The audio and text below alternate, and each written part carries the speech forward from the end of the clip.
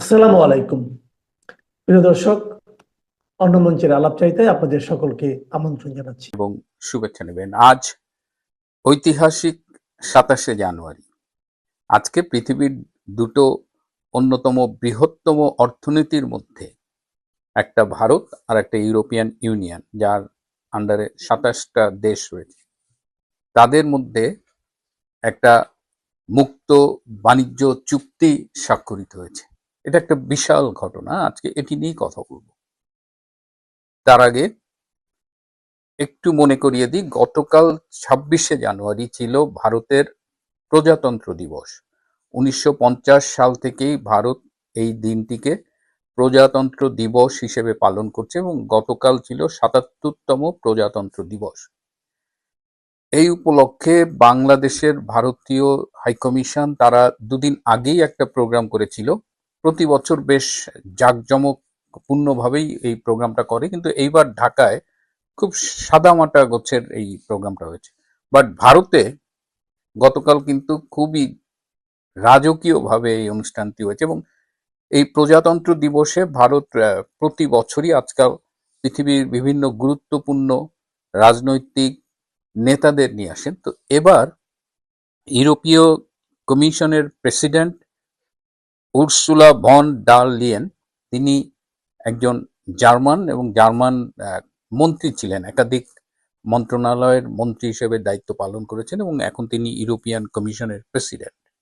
তিনি এবার ভারতের এই প্রজাতন্ত্র দিবসে প্রধান অতিথি হিসেবে উপস্থিত ছিলেন এবং তার সাথে ইউরোপীয় কাউন্সিলের প্রেসিডেন্ট অ্যান্টোনিও কোস্টা, তিনিও উপস্থিত ছিলেন। অ্যান্টোনিও কোস্টা আবার পর্তুগালের দুইবারের প্রধানমন্ত্রী এবং তিনি পর্তুগালের অর্থনীতি সহ অনেক ডেভেলপমেন্ট করেছেন। সেখান থেকে তিনি ইউরোপীয় কাউন্সিলে গিয়েছেন। তো তিনি এসেছেন এবং ইউরোপীয় ইউনিয়নের একটা প্রতিনিধি দলও এখানে এসেছিল এবং কালকেই অনেক এই প্রজাতন্ত্র দিবসের উৎসবের বাইরেও তাদের মধ্যে মিটিং হয়েছে। দীর্ঘদিন ধরে একটা আলোচনা চলছিল একটা ফ্রি ট্রেড এগ্রিমেন্টের জন্য, অনেক দিন ধরে, প্রায় 2 দশকের কাছাকাছি। তো ফাইনালি এটা চূড়ান্ত হয়েছে এবং আজকে সকালে এই ইন্ডিয়া এনার্জি উইক 2026-এর উদ্বোধন করেন গোয়াতে। সেই গোয়ায় প্রধানমন্ত্রী নরেন্দ্র মোদী ভাষণে বলেন যে এই চুক্তিটা স্বাক্ষরিত হবে। আমরা একটু নরেন্দ্র মোদীর ভাষণটা শুনি। फ्रेंड्स, आज भारत ने अपने इतिहास का अब तक का सबसे बड़ा फ्री ट्रेड एग्रीमेंट संपन्न किया है। आज 27 तारीख है। ये सुखद संयोग है कि आज ही के दिन यूरोपियन यूनियन के 27 देशों के साथ भारत ये एफटीए कर रहा है। यह एक ऐतिहासिक समझौता हमारे किसानों, हमारे छोटे उद्योगों, इसकी यूरोपियन मार्केट तक पहुंच आसान बनाएगा, मैन्युफैक्चरिंग में नए अवसर पैदा करेगा और हमारे सर्विसेज सेक्टर के बीच सहयोग को और प्रबल करेगा। इतना ही नहीं, यह एफटीए भारत और यूरोपियन यूनियन के बीच इन्वेस्टमेंट को बूस्ट करेगा, नई इनोवेशन पार्टनरशिप बनाएगा और वैश्विक स्तर पर सप्लाई चेन को मजबूत करेगा। यानी यह सिर्फ ट्रेड एग्रीमेंट नहीं है, यह साझा समृद्धि का नया ब्लूप्रिंट है। এবং আজকে হায়দ্রাবাদ হাউসে এই ঐতিহাসিক চুক্তিটা স্বাক্ষরিত হয়েছে। এই চুক্তিটার এত গুরুত্ব কেন? মানে এই চুক্তি হলো সারা পৃথিবীতে যে বাণিজ্য হয় তার 1/3 হয় ভারত এবং ইউরোপীয় ইউনিয়নের মধ্যে। এবং এই যে ট্যারিফ, এই দুই দেশের পণ্য আমদানি রপ্তানিতে কিন্তু শুল্ক ছিল। অনেক রপ্তানিতে, যেমন ইউরোপ থেকে যদি গাড়ি ভারতে আসে তাহলে শুল্ক প্রায় 70% থেকে 110%। তো এরকম অনেক প্রোডাক্টের উপরে অনেক শুল্ক ছিল, কিন্তু এখন এই শুল্কটা একদম কমানো হয়েছে। যেমন ইউরোপ থেকে 96.6% পণ্য ভারতে ঢুকবে কোনো রকমের শুল্ক ছাড়া।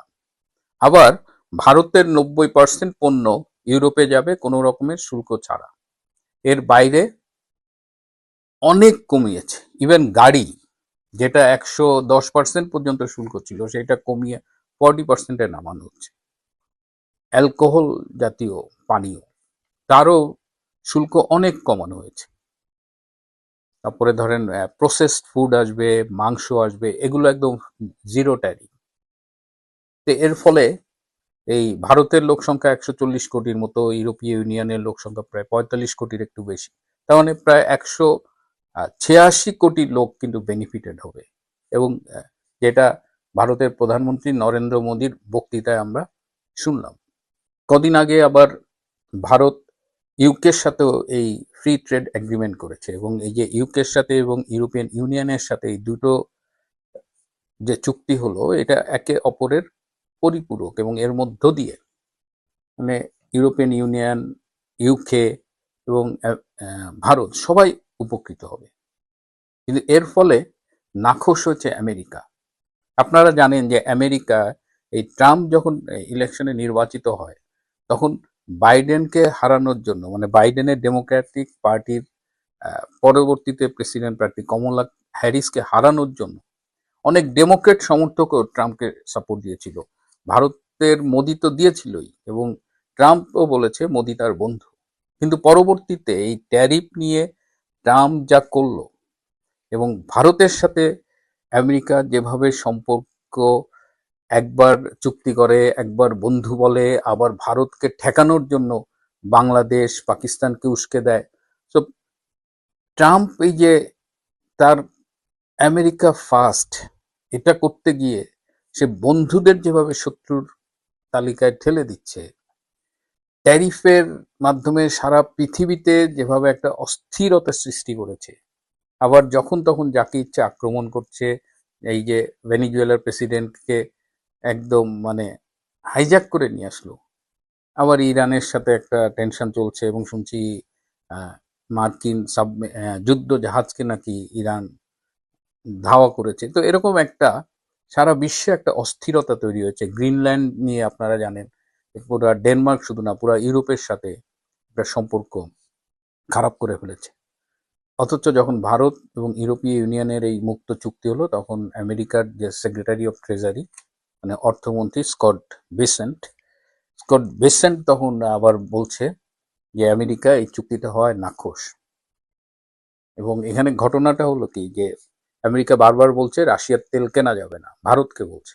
কিন্তু ভারত কিন্তু কিনছে রাশিয়ার থেকে তেল, কিনে সেটাকে আবার পরিশোধিত করে সেই তেল আবার ইউরোপে বিক্রি করতেছে।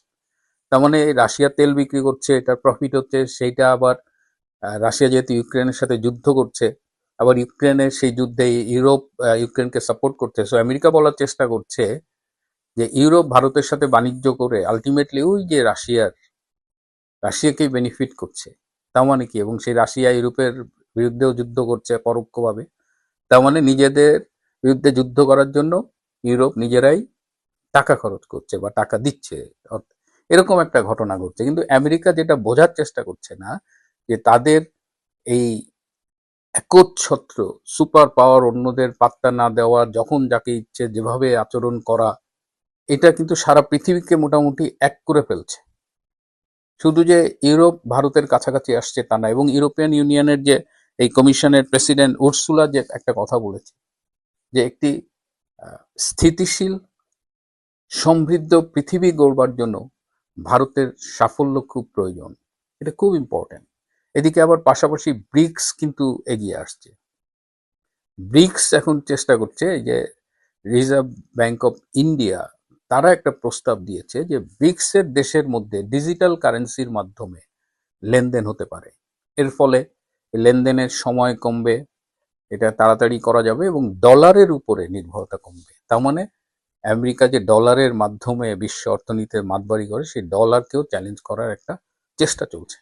যে কানাডা আমেরিকার একদম বন্ধু ছিল এবং আমেরিকার উপরে বাণিজ্যের দিক দিয়ে নানানভাবে নির্ভরশীল ছিল, সেই কানাডা পর্যন্ত এখন শুনলাম যে তাদের বিভিন্ন জিনিসপত্র তারা স্পেশালি এগ্রিকালচারের যে প্রোডাক্ট সেগুলো আগে আমেরিকা থেকে আনতো, এখন সেগুলো তারা ইউরোপ থেকে আনে, সারা পৃথিবীর থেকে তারা এখন সোর্স করতেছে। তারা তাদের সব সাপ্লাই এই সোর্স গুলাকে তারা ডাইভার্সিফাই করছে, চায়নার সাথে সম্পর্ক ভালো করছে। শুনলাম যে আম নিচ্ছে মেক্সিকো থেকে, টমেটো নিচ্ছে ইতালি থেকে, এবং এগুলোর দামেও কম। পক্ষান্তরে আমেরিকার ভেতরে এখন অনেক কৃষি পণ্য আর আগের মতো রপ্তানি করা যাচ্ছে না, কৃষকেরা ক্ষতিগ্রস্ত হচ্ছে। আমেরিকার আভ্যন্তরীণ বাজারে মুদ্রাস্ফীতি অনেক বেড়েছে, যে কারণে অর্থনীতি রিসেশনে যায়, তার অনেকগুলো লক্ষণই নাকি আমেরিকায় এখন দেখা যাচ্ছে। তো আমি জানি না ট্রাম্প এখন যেটা করছে সেটার মধ্য দিয়ে আমেরিকা ফার্স্ট বা আমেরিকার যে সুপ্রিমেসি বা সুপার পাওয়ার সেটাকেই কি ট্রাম্প ঝুঁকির মধ্যে ফেলে দিচ্ছে কিনা, এটা আমেরিকার মানুষজন নিশ্চয়ই বিবেচনা করবেন, আমেরিকার রাজনীতিবিদরা তারাও ভেবে দেখবেন। তবে ট্রাম্পের হুমকি ধামকি, যখন তখন যাকে আক্রমণ করা, যখন তখন যাকে ট্যারিফ বাড়িয়ে দেওয়া, ভারতের বিরুদ্ধে ট্যারিফ 25, 50, 100% এসব হুমকি দিচ্ছে, ভারত কিন্তু চুপচাপ ঠান্ডা মাথায় কোনো রিয়াকশন না দিয়ে খেলে যাচ্ছে। আবার ভারতের সাথে ডিফেন্স চুক্তি করলো 10 বছরের। আরো অনেক এই যে পরস্পর স্ববিরোধী কাণ্ড কারখানা করছে, তার ফলে ওয়ার্ল্ডে এখন নতুন করে একটা মেরুকরণ হয় কিনা, আমেরিকা বিরোধী একটা মোর্চা গড়ে ওঠে কিনা, সেটাই দেখার বিষয়। এবং এই যে আমেরিকা বিরোধী বিশ্ব রাজনীতিতে নতুন মেরুকরণ, এর একটা প্রভাব কিন্তু বাংলাদেশের উপরও পড়বে। তার মানে শেখ হাসিনা সরাসরি তারেক রহমান জনগণের টাকা লুট করে বিদেশে গিয়ে লন্ডনে আরামে জীবন কাটিয়েছেন সেটা বলেছেন, বিএনপি সুযোগ পেলেই চরমপন্থীদের সঙ্গে হাত মেলায় সে কথা বলে বিএনপির রাজনৈতিক উদ্দেশ্যের প্রতি সন্দেহ প্রকাশ করেছেন।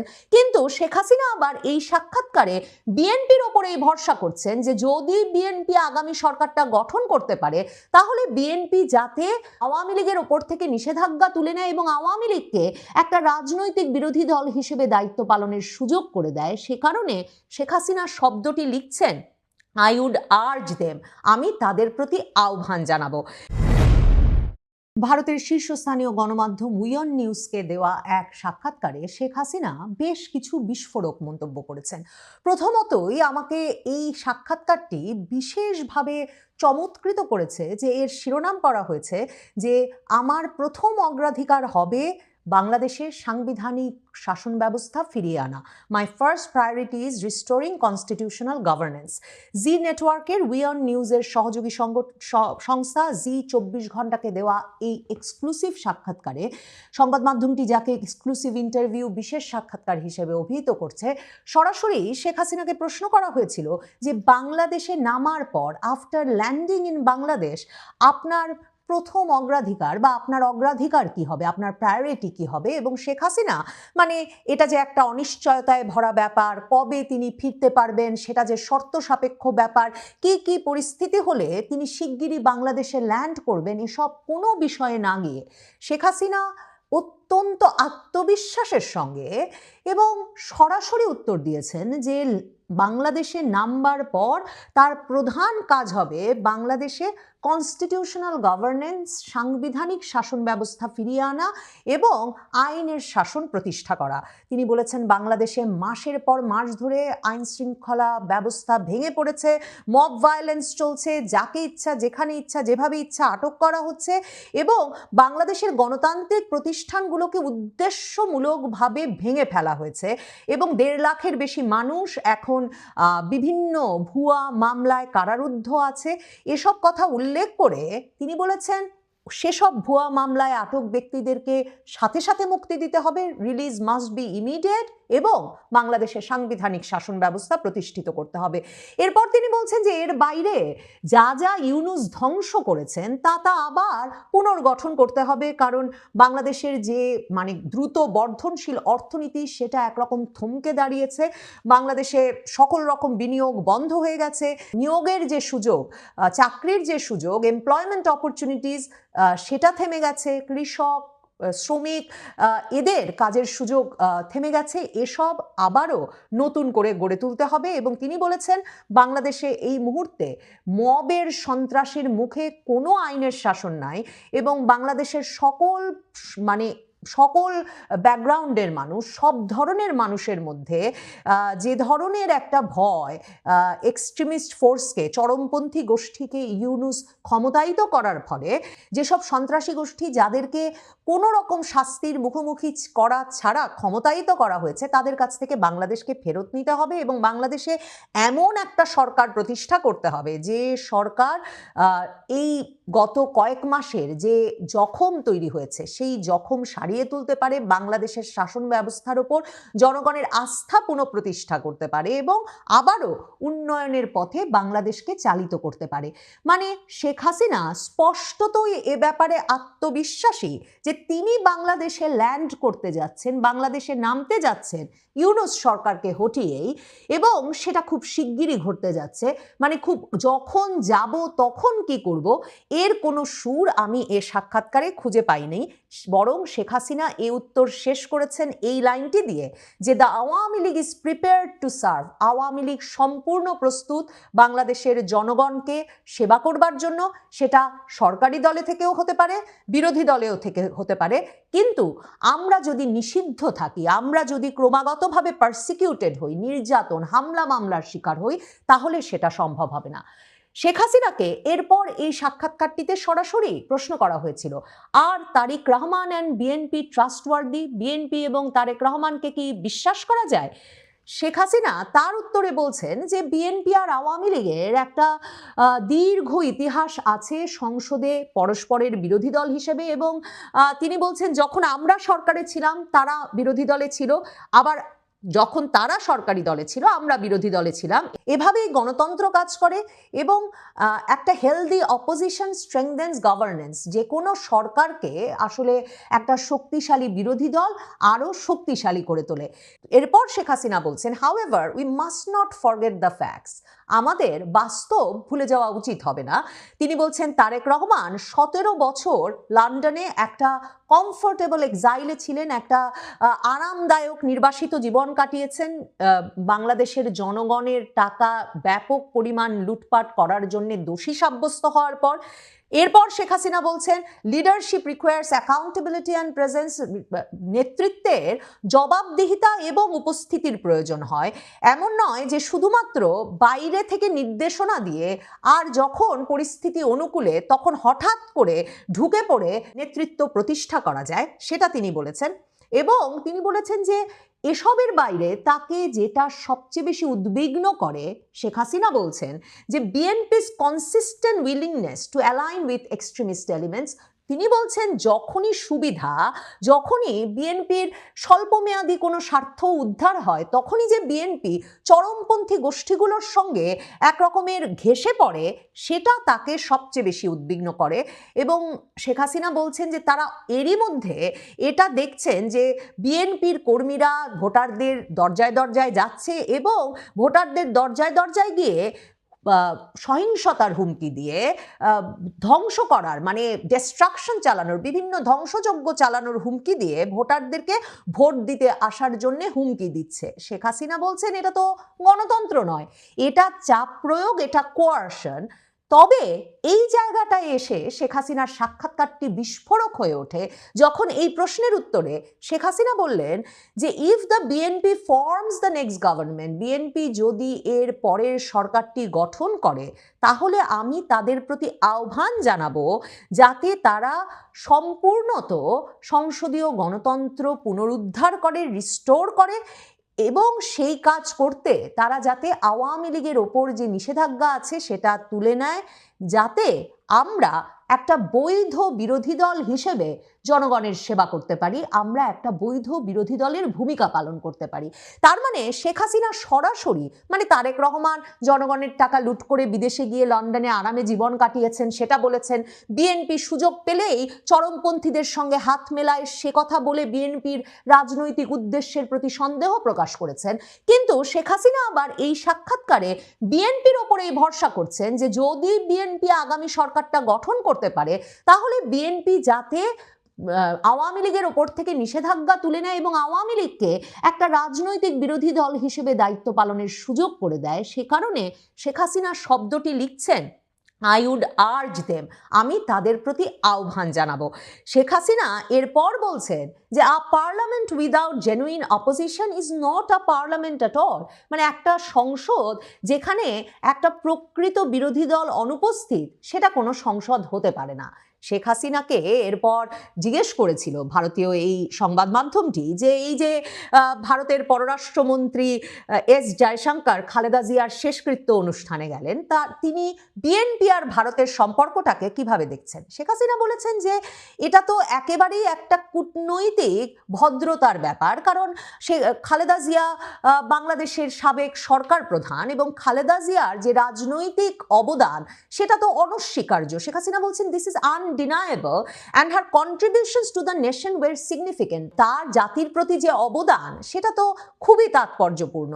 এবং শেখ হাসিনা বলছেন যে তিনি নিজেও খালেদা জিয়ার পরিবার এবং যারা খালেদা জিয়ার মৃত্যুতে শোকগ্রস্ত তাদের প্রতি সমবেদনা জ্ঞাপন করেছেন।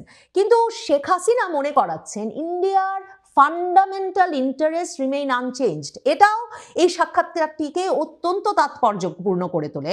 মানে এস জয়শঙ্কর গিয়ে তারেক রহমানের সঙ্গে হাত মেলানোর পর বা প্রধানমন্ত্রী মোদী খালেদা জিয়ার বাংলাদেশ ভারত সম্পর্ক উন্নয়নে যে অবদান তা নিয়ে এক উচ্ছ্বসিত শোকবার্তার পর কিভাবে শেখ হাসিনা ভারতের সঙ্গে বিএনপির এই ঘনিষ্ঠতাকে দেখছেন সে প্রশ্নের উত্তর কিন্তু এর আগে জানা হয়নি। শেখ হাসিনা বলছেন, খুবই আত্মবিশ্বাসের সঙ্গে বলছেন যে ভারতের বাংলাদেশ বিষয়ে যে একেবারে মৌলিক যে ইন্টারেস্ট, যে আগ্রহ, সেই জায়গাটা তাদের একেবারেই অপরিবর্তিত আছে। India wants a reliable partner in Bangladesh, Bharat বাংলাদেশে একটা নির্ভরযোগ্য অংশীদার চায়, যেই নির্ভরযোগ্য অংশীদার নির্ভরযোগ্য সরকারটি বাংলাদেশে স্থিতিশীলতা রক্ষা করতে পারবে, বাংলাদেশের সংখ্যালঘুদেরকে সুরক্ষা দিতে পারবে এবং তাদের দেওয়া প্রতিশ্রুতি রক্ষা করতে পারবে, যা কিনা আঞ্চলিক যে কোঅপারেশন, আঞ্চলিক যে সহযোগিতা তাকে সবসময় সমুন্নত রাখবে। শেখ হাসিনা বলছেন যে এই যে বর্তমান পরিস্থিতিতে চরমপন্থী মব বাংলাদেশের ধর্মীয় সংখ্যালঘুদেরকে একরকমের মানে আতঙ্কিত করে রেখেছে, সাংবাদিকদেরকে হুমকি দিচ্ছে, বাংলাদেশের কূটনৈতিক এলাকাগুলোতে হামলা করার এক কর্মসূচি দিচ্ছে বা হুমকি দিচ্ছে, এগুলো কোনো দেশের স্বার্থের জন্যেই ভালো নয়। শেখ হাসিনা আশা করেন যে যে ন্যাচারাল পার্টনারশিপ, যে স্বাভাবিক বন্ধুত্ব ভারত আর বাংলাদেশের মধ্যে ছিল তা খুব শিগগিরই একদিন আবারও পুনঃপ্রতিষ্ঠিত হবে। শেখ হাসিনাকে এই সাক্ষাৎকারে এরপর যেটা নিয়ে অনেক আলোচনা চলছে এই সময়ে, তা নিয়েও জিজ্ঞেস করা হয়েছিল যে এই তার দলের ভবিষ্যৎ হিসেবে তিনি কি দেখেন, দলের নেতৃত্বে পরিবর্তন আসছে কিনা, নতুন প্রজন্ম আসছে কিনা। তিনি উত্তরটা শুরুই করেছেন এই বলে যে আওয়ামী লীগ কোনো একটি পরিবারের ওপর নির্ভরশীল নয়, নিশ্চিতভাবেই আওয়ামী লীগের নেতৃত্বে পরিবর্তন প্রয়োজন, এমন তরুণ নেতৃত্ব আসা প্রয়োজন যারা কিনা একেবারে বাংলাদেশের গ্রাম শহর সকল তরুণ প্রজন্মের প্রতিনিধিদের মনের ভাষা বুঝতে পারবেন এবং যারা কিনা একই সঙ্গে বাংলাদেশের ইতিহাস ঐতিহ্যকেও ধারণ করবে। কিন্তু আওয়ামী লীগের নেতৃত্বে পরিবর্তন নিয়ে যে আলাপ চলছে, শেখ হাসিনা মনে করাচ্ছেন সেটা তো আসলে একটা দল যখন নিষিদ্ধ এবং একটা দলের নেতা কর্মীরা যখন বিপুল পরিমাণে হামলা মামলার শিকার এবং কারারুদ্ধ অবস্থায় জীবন কাটাচ্ছেন, তখন তো একটা দলের আসলে নেতৃত্বে পরিবর্তন আনা সম্ভব হয় না, যখন কিনা ওই দলটির সদস্যপদকেই একটা গুরুতর অপরাধ হিসেবে চিহ্নিত করা হচ্ছে। মনে রাখতে হবে, আওয়ামী লীগ একটা শুধুমাত্র রাজনৈতিক দল নয়, এই রাজনৈতিক দলটি 1971 সালের চেতনাকে ধারণ করে একটা সেকুলার, ধর্মনিরপেক্ষ, গণতান্ত্রিক এবং প্রসপারাস, উন্নয়নমুখী বাংলাদেশের স্বপ্ন দেখে এবং সেই বাংলাদেশের জন্য কাজ করে, যেই স্বপ্নটি বাংলাদেশে হত্যা, মামলা, নির্যাতন এসবের মাধ্যমে কিছুতেই দমিয়ে রাখা যাবে না। কাজেই শেখ হাসিনা বলছেন তিনি ধৈর্য ধরে আছেন, কারণ তিনি জানেন এই সরকার ভয়ের ওপর প্রতিষ্ঠিত হয়েছেন এবং তারা যে আওয়ামী লীগকে নিষিদ্ধ করে দিয়েছে সেটা বলবৎ তারা রাখতে পারবে না, কারণ শেষ পর্যন্ত বাংলাদেশের মালিক এর জনগণ এবং জনগণ বাংলাদেশকে ফিরিয়ে নেবেই।